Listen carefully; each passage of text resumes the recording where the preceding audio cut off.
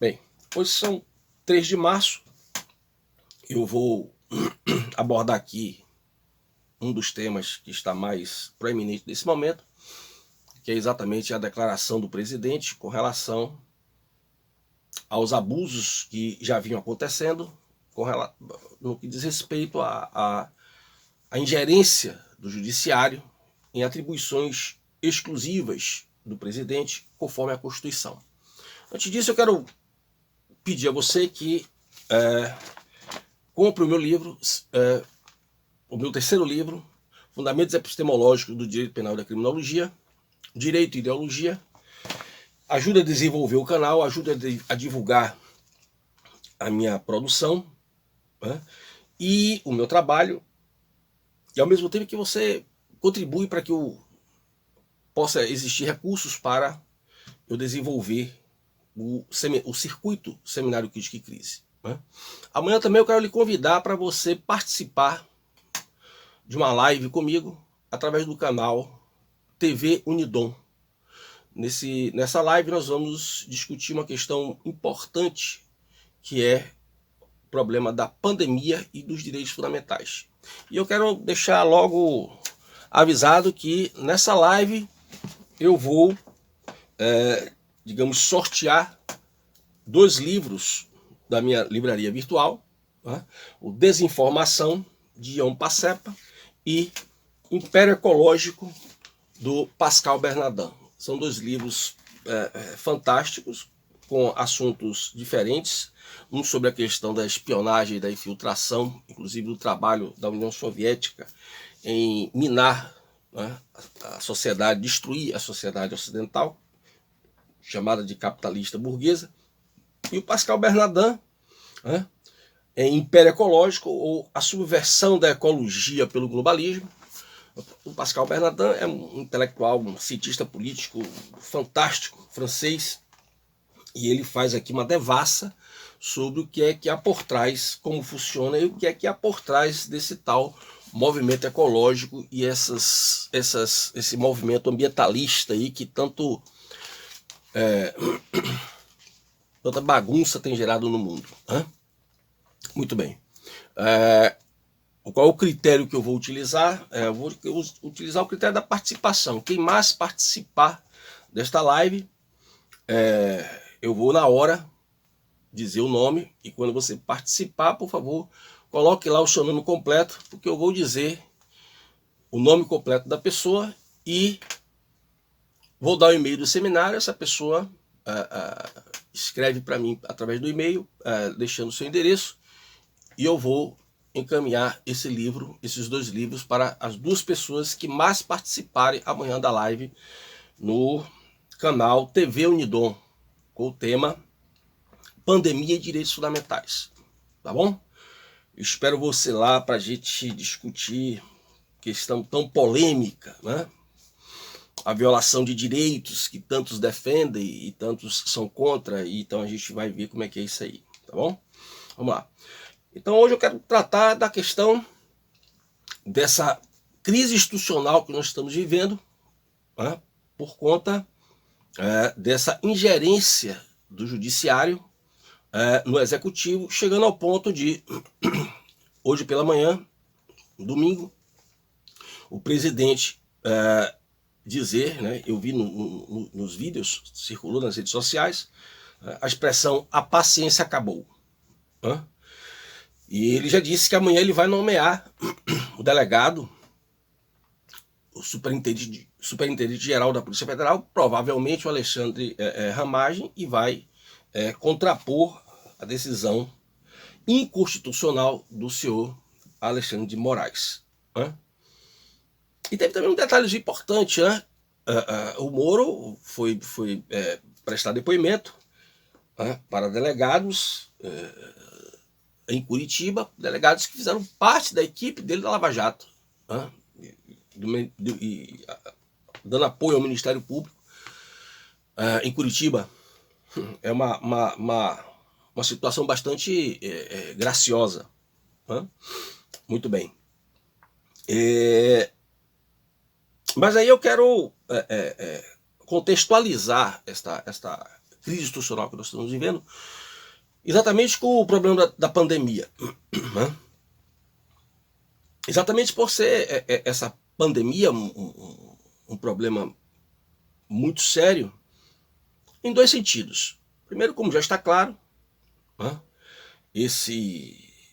essa doença, né, nós não podemos falar certos nomes mais no YouTube, essa doença já está claramente, como eu levantei a suspeita desde o meu primeiro vídeo sobre o assunto, é uma doença gerada em laboratório.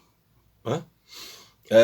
Já há cientistas que afirmam que cepas desse agente gerador dessa doença foram criadas cepas diferentes e, digamos, infiltradas, né, distribuídas, né, em regiões diferentes, levando em consideração clima, raça, etnia, para que exatamente se testar como é que essa questão poderia se desenvolver.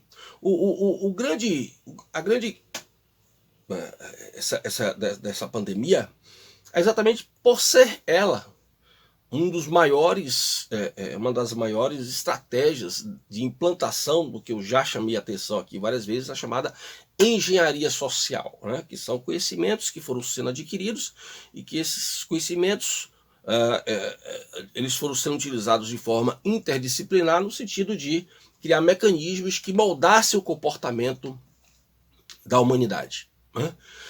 Muito bem. Há uma outra experiência muito importante com a engenharia social, que poucas pessoas observam isso e chamam atenção para isso, que são também as chamadas redes sociais. Né? As redes sociais elas foram criadas com o propósito de influenciar o comportamento das pessoas e fazer com que as pessoas tivessem o seu comportamento moldado. Só que isso não deu certo, né? Ao contrário. Né? Então, daí porque se fala tanto hoje no Brasil e no mundo, né, em se censurar as redes sociais, né? Se criar mecanismos vigilantes das redes sociais. E a China é um país que ele tem diversas experiências nesse sentido de controle populacional, particularmente por conseguir deter a maior população do mundo, mais de 1 bilhão e 400 milhões de pessoas. Né? E esse controle ele é feito pelos mais diversos mecanismos e hoje fundamentalmente com o uso da tecnologia. Né? Então, nós temos duas situações no mesmo contexto. Nós temos uma crise institucional que se agrava a cada dia, cujos desdobramentos podem ser bastante graves, como eu já tenho alertado em diversos vídeos aqui desse canal, né? Num contexto em que também a violação de direitos fundamentais se faz uma prática corriqueira, né, no Brasil e no mundo, seguindo normas orientadoras da ONU via a sua Organização Mundial da Saúde. Né? E aí você começa a testar as pessoas. Né? Você começa a testar, primeiro você implanta o medo. Né? Você implanta o medo e o medo é algo extremamente importante nesse momento, porque existe uma outra questão também que eu tenho chamado a atenção em vários outros vídeos, que é a guerra espiritual que nós vivemos. Né? E o medo, ele é a ausência da fé.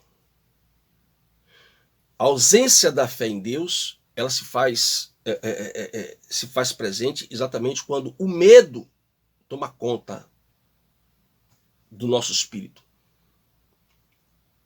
A ausência da fé que encoraja é exatamente o seu oposto, a manifestação do medo que enfraquece. Só que não é simplesmente o medo, uma questão de dualidade entre o medo e a coragem. Quando nós temos medo, acredite você ou não, os demônios adquirem mais poder para agir sobre nós, exatamente por conta da ausência da fé. E nesse sentido, nós nos tornamos cada vez mais submissos com relação a esses poderes tirânicos que visam a estabelecer o controle mundial da humanidade. E para isso é preciso implantar o medo, é preciso implantar, retirar, fazer esmurecer a fé nas pessoas. Então é importante você observar isso, porque nós estamos nesse contexto de crise institucional, ao mesmo tempo estamos sendo sobrecarregados com políticas cerceadoras de direitos e de narrativas ameaçadoras, né, de que nós vamos morrer, se você não morrer e sair de casa, você vai preso, você vai ser processado, né, você vai ser considerado um ameaçador, né, até da segurança pública, porque você vai estar ameaçando a saúde pública, né? Então, quer dizer, você se torna um indivíduo ameaçador da sociedade. E você vê que isso está fazendo efeito porque os seus próprios pares, os seus próprios próximos a você, na sua relação familiar, na sua relação de trabalho, na sua relação de vizinhança, as pessoas já se afastam uma das outras, né? As pessoas já temem umas às outras, as pessoas já olham umas para as outras, né? O pessoal está dizendo aí que está aparecendo um sentimento de solidariedade. Eu tenho minhas reservas com relação a essa percepção. O que eu tenho visto são as pessoas olharem umas para as outras, mais com cara de nojo, de temor, do que de solidariedade. Eu posso estar enganado, pode ser apenas uma percepção minha, espero estar enganado, mas é isso que eu tenho observado nessa minha experiência desse dia a dia, né, convivendo e tendo que sair para trabalhar. Né? Muito bem. Então é importante que nós tenhamos consciência de que se há o lado das trevas, que através, né, da cabala, que através da numerologia, né, satânica, trabalha para que certos eventos aconteçam no mundo, no sentido de favorecer a chegada do anticristo, existe também, né, uma Bíblia que já nos tinha alertado sobre essas coisas.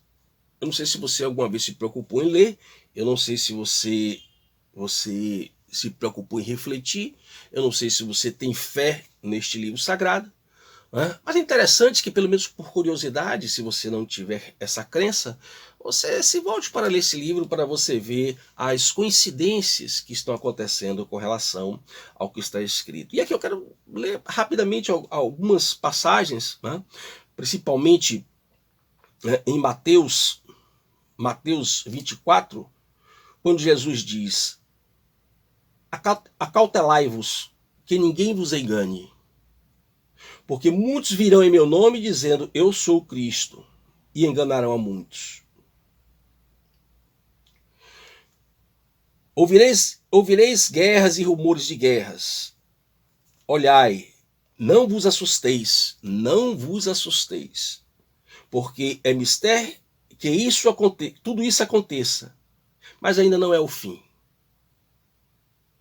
Porquanto se levantará nação contra nação e reino contra reino, e haverá fomes e pestes e terremotos em vários lugares. Mas todas essas coisas são o princípio das dores. Então, vos hão de entregar para seres atormentados, matar-vos-ão. Sereis odiados de todas as gentes por causa do meu nome. Então, e mais adiante, ele diz... Mais adiante ele diz: E por se multiplicar a iniquidade, o amor de muitos se esfriará.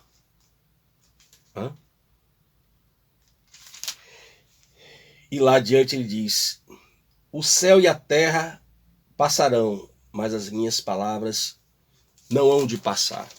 Porém, em Mateus 10,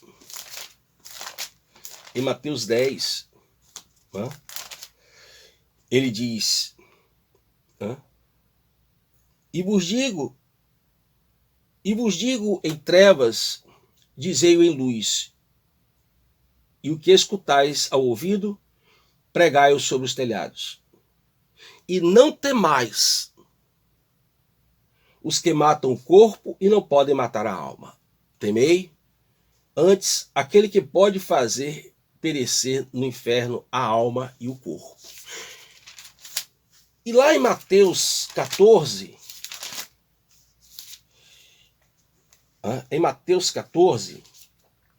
ele vai dizer, Mateus 14, 27, ele vai dizer: E os discípulos, vendo-o caminhar sobre o mar, assustaram-se, dizendo: é um fantasma, e gritaram com medo. E Jesus diz, porém, Jesus lhe falou logo, dizendo: tende ânimo, sou eu, não temais. Não temais por quê?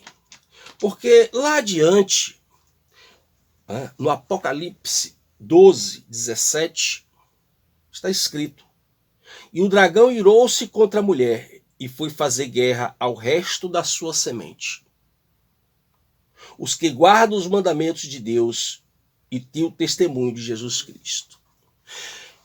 Então é evidente que existem duas linhagens: aqueles que estão no livro da vida e os que não estão no livro da vida.